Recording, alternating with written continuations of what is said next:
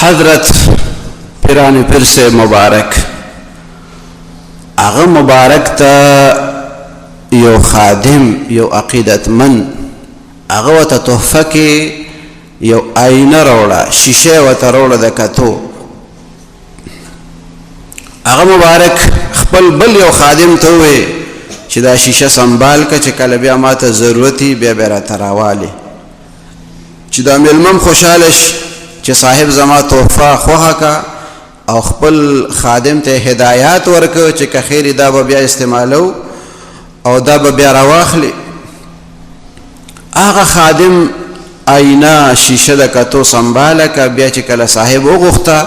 نو دا هغه روچته که راویغشته او د لاسو نه یې پرېوته او ماته شو نو چې صاحب ته را مخامخ شو نو شیشه خو ماته ده نو وایي چې از قضا آینه چینی شکست وی قضا راغلی و د قسمت خبری دی اغا چینا شیشه چې کما تیرو روزو کې ملمه راوړې وه اخو مې د لاسو نه پرېوته او چوری چوری شوه شیشه ماته شوه از قضا آینه چینی شکست نو پیران پیر سے مبارک چې دا ووریدل چې خادم وی از قضا آینه چینی شکست پیران پیر سے مبارک و تو فرمایل خوب شد اسباب خودبینی شکست اغویلو از قضا آینه چینی شکست نو دی و تو لیکل خوب شد اسباب خودبینی شکست و دا خو ډېر ښه کار وشو چې ماته شوه ځکه چې په شیشه کې خو انسان ته خپل ځان ښکاري نو هغه مبارک ته د هغه اسباب خودبینی والا مفهوم واغستو خودبینی ښه شی نه دی خودبینی بر خود پزان باندې خوشبین مباش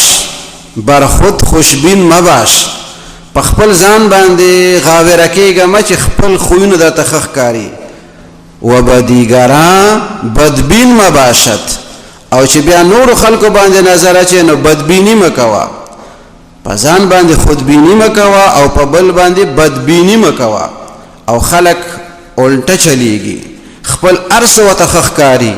او د بل ارس وته غلط ښکاری بل څوک چې څه کوي وایي دا ټول غلط دی دا ټول بدعت دی دا شرک دی وایي دا داسې کفر دی او چې خپله کوي نو دا توحید دی دا جایز دی دا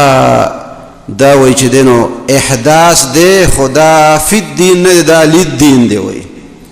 لکه د ځان دپاره د تچل درځي احداث هم ورته وی او چې بل څوک احداث کوي نو هغې ته احداث فی الدین وی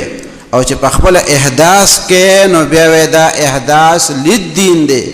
نو دومره ظرف نشته چې د بل احداث ته احداث للدین وی نو هغه مبارک ته د خودبینۍ والا هغه معنا واغسته چې دا خو ډېر ښه کار وشو انسان ته خپل ځان بس ښکاري او خپل ښه خویونه ورته مخکې کېږي وایي د دې خو بیا ماتېدل اسه خو